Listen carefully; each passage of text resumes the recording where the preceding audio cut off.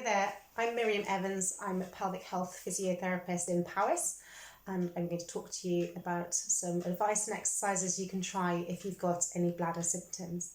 So bladder symptoms can be from leaking when you cough, sneeze, laugh, to leaking because you don't get to the toilet in time, needing to go to the toilet more often than usual, waking up in the night for the toilet. It might even be that you have heaviness sensation down below and feel like you've got a prolapse. So it's not uncommon to have this. About 50% of all women will have some problem with their bladder, leakage of urine in their lifetime. Around about 50% of women will experience some degree of prolapse as well. So it's a really common problem. In terms of the pelvic floor muscle, just a little bit of anatomy for you. If you think about your pelvis, it's in two separate pieces that attach at the front with a ligament where your pubic bone is, and at the back they are touching to the tailbone, so each side of the coccyx. You've got your dimple here, which is where your joint is from one side of the pelvis, and then your spine meets and comes down to your coccyx at the bottom. Now the pelvic floor is a very thick web of muscle, several layers. It goes from the coccyx tailbone to the pubic bone at the front, seat bones side to side. It's got several layers then. It doesn't necessarily always go from the front to the back. Some fibres just go around the anus, some come round to the vagina. So when you get damage to your pelvic floor, the pelvic floor is a group of muscles. There might just be one muscle damaged.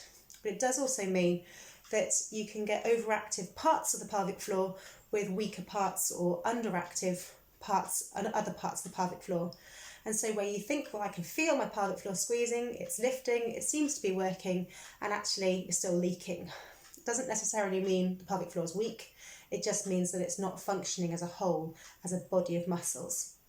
So in terms of doing the pelvic floor exercises right, if you're not sure whether you're doing them properly, you can look at my YouTube video on how to do pelvic floor exercises, have a follow through of that, have a go at doing your exercises, making sure that you're doing them in different positions, making sure that you're getting the front part of the muscle as well as the back part of the muscle.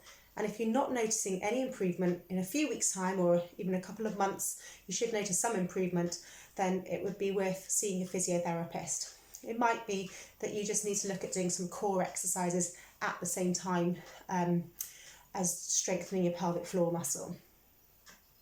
So apart from pelvic floor muscle damage and causing weakness to the pelvic floor muscle, we need to look at the way that the core muscles are working.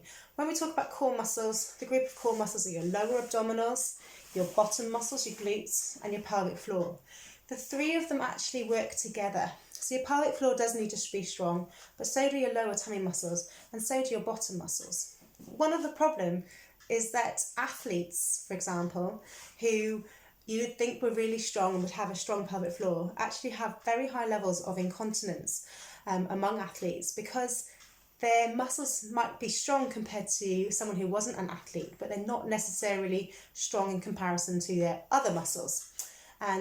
So they might have a weak core if they do a lot of running, for example, and not the core exercises to train as well.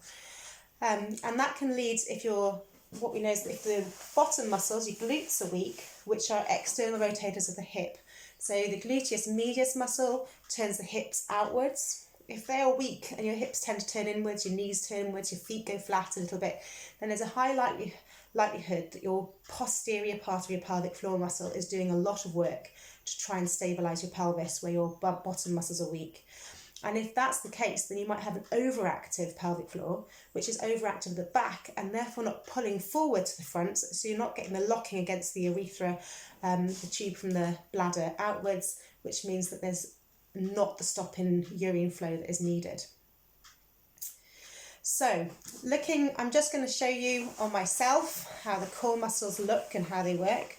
So if I just fold up my shirt a little bit and we look at the abdominal area. So this band here is your lower abdominals, here's your upper abdominals, here's your glute muscles. Now, in a lot of people, postures either tend to look like this, where your bottom sticks out.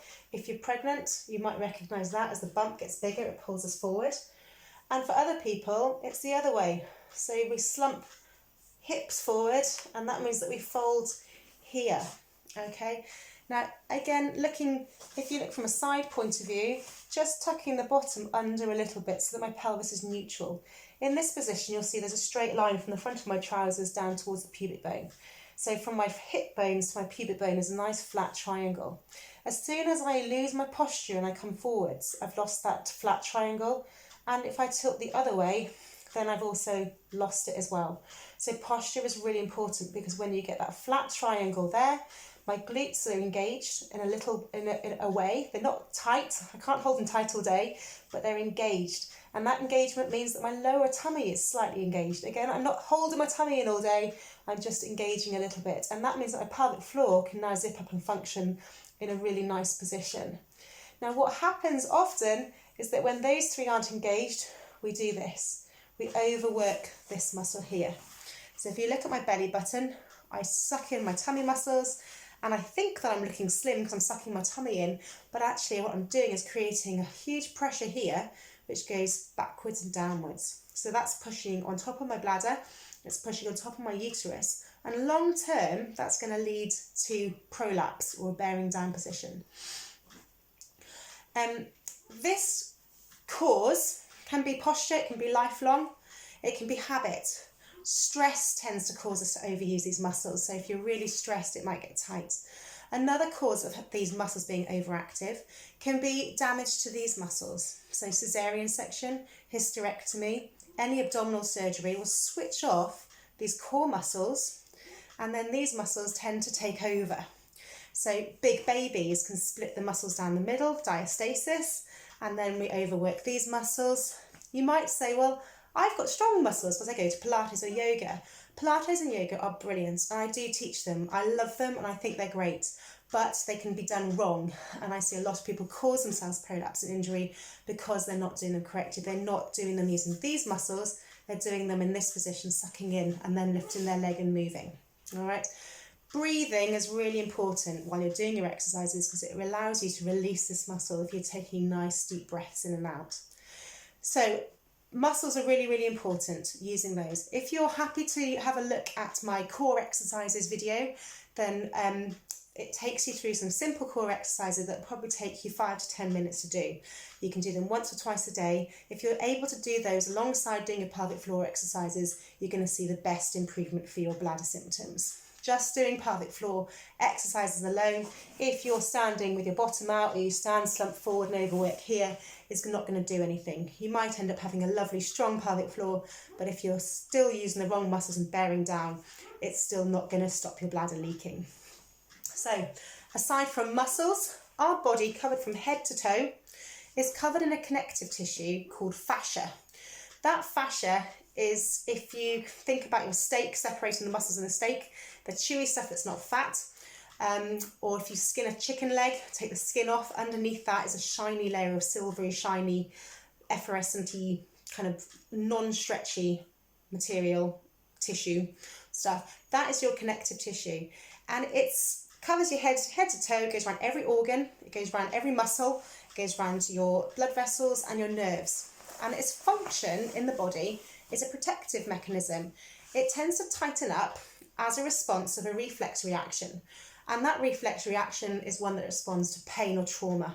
If you were to have a car accident, the result of the impact would cause your brainstem to cause your whole of your fascial system to tighten up as a reaction, and that stops your organs bouncing around and becoming traumatized by that accident, falling off a horse, falling off your quad bike, whatever it might be, that if you've had an accident, your body will have tightened up to protect, and it doesn't always release, which you might think, well, my bladder problem started after I had this trauma, or I fell off something, or something happened.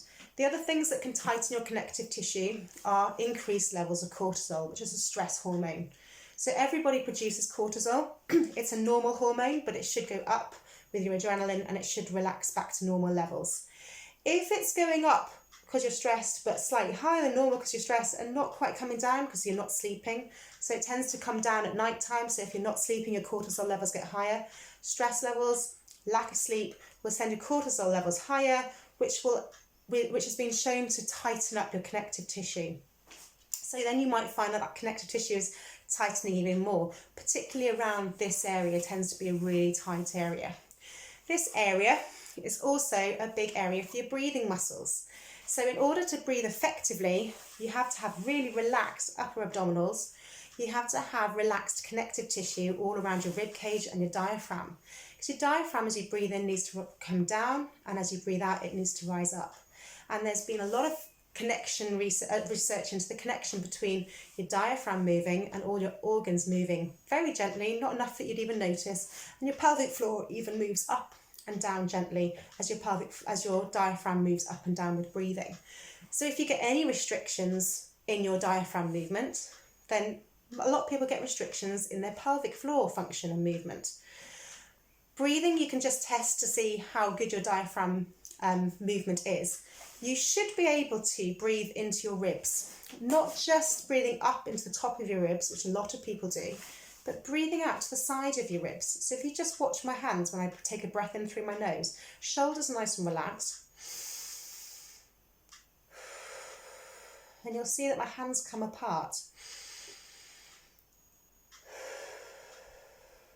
Okay, so that's showing that my ribs can move. For a lot of people, they find it really hard to do that, and instead of their ribs moving out, you'll see that there's a lot more movement upwards. So practicing rib breaths can be really good for getting the diaphragm to start moving normally again and start functioning properly so that your pelvic floor can function properly. If you feel like you're stressed and can't let go of these muscles, you can try doing some belly breathing. So just keeping your ribs still, breathing into your belly and letting that muscle let go. You'll find that with belly breathing, it's actually really relaxing as well. All these breathing exercises are really relaxing. As you breathe into your ribs, you feel a tension around your ribs, which is actually that connective tissue. And if you keep doing nice breaths in, longer breaths out than in, then you will notice that connective tissue start to release as you do them. So it's a nice way of releasing that tension and anxiety. There's obviously more details on breathing exercises that can be looked into if these other things aren't working. So we've talked about pelvic floor weakness, and you can strengthen that by following the pelvic floor exercises. We talked about posture, core exercises. You can follow those looking at the core exercise video. And just talking about connective tissue. So if you think that those things aren't working and there's a connective tissue issue, then you'll need to speak to your physiotherapist and get a referral. One really basic thing that you can do and think about is cutting out caffeine. So lots and lots of people haven't even thought about it when they come to see us. Even 1 cup of tea can affect your bladder for the rest of the day. So what caffeine does is does 2 things. It makes your kidneys work faster than normal. So they're processing more, so they're getting rid of more fluid from your body, which is why it's called a diuretic. If you were to drink a cup of tea, and I was to drink a cup of decaf tea, so yours was caffeinated, mine was decaffeinated, in an hour's time, if we both started from the same body hydration, you'd probably have more urine in your bladder than I would in mine, because your kidneys have worked faster to get rid of more fluid from the diuretic. Once that fluid's in your bladder, it tickles the bladder because the caffeine is an irritant, so it's more likely to make you need a wee quicker as well. So other irritants to your bladder are citric acidy drinks, fizzy drinks. A lot of energy drinks contain caffeine. Even hot chocolate's an irritant to the bladder. And blackcurrant squash is a big irritant. Sweeteners. Quite a lot of sweeteners, particularly aspartame, are irritants to the bladder. So try, if you can, to have just water or non-caffeinated herbal teas or non-acidic herbal teas if you've got a very irritable bladder. And just trying to change those things could make a significant difference to you. Trying to drink 6 to 8 cups or glasses of fluid a day is also really important, non-caffeine fluid. And another thing I would say is if you really need a wee, try to relax these muscles here, because when you really need a wee and you're anxious about needing a wee, what we tend to do is tighten here further, and that creates even greater downward pressure, and that downward pressure pushes on your bladder and stops it being able to rise up. So if you're really desperate for a wee, try just sitting down, because you've got you've got less gravity pulling down. Try relaxing into the chair, letting go of your tummy muscles and waiting for the urge to go. And when the urge goes, walking gently to the toilet in a relaxed manner without stressing. okay? The other thing I would say is if you could look at my belly button, if you're pulling in your tummy muscles here and your belly button is rising up, that's a good sign that you're doing it wrong. So you shouldn't notice, that's me tilting my pelvis a little bit to flat and neutral, and you'll see my belly button stays in the same position as I do that. If I'm sucking my tummy in, my belly button rises up. Now with your belly button rising up, your belly button is attached to your bladder by that connective tissue, that fascia, and it's not stretchy. So if your belly button rises up, your bladder's going to be being pulled up at the front. If it's pulled up at the front, it's being dragged down at the back or pressed down at the back from that pressure. And the back of the bladder is where most of the most of the sensors are. So if your bladder's going to get more irritable if your bladder's tilted backwards. So trying to relax these muscles if you need a wee. Just looking at if I'm using these muscles and I cough or sneeze, I pull in here and then I'm going to leak because I'm just putting so much pressure down onto my bladder. Try relaxing these. If you need to cough or sneeze, tucking your bottom under. So you're squeezing from here to cough, and watch that from in front. So I'm getting some increased volume, but it's not the same as from using these muscles. So just tucking your bottom under to stabilise your pelvis, and then coughing can be helpful with reducing how much you might leak. So a few tips there of doing your pelvic floor exercises, core exercises, relaxation, avoiding stress, avoiding sucking in your belly. And it's thinking about that all the time. If you're a belly sucker inner, you're probably doing your hoovering in that position. You're probably lifting in that position. You're probably holding your toddler in that position or your baby in that position. And you're possibly pushing your pram in that position or bottom out position. So just try and think about tucking your tailbone under while you're hoovering. And you'll also notice if you tuck your tailbone under and move your arms, there's very little movement in your pelvis. Whereas you let your pelvis go, so your bottom goes out, and there's a huge amount of movement in that pelvis. All right, so you can feel the difference between that and tucking it in with your tailbone in, and the lack of movement and more stability for the pelvic floor. If you're really struggling after all that advice, please do get a referral to come and see a pelvic health physiotherapist in your area.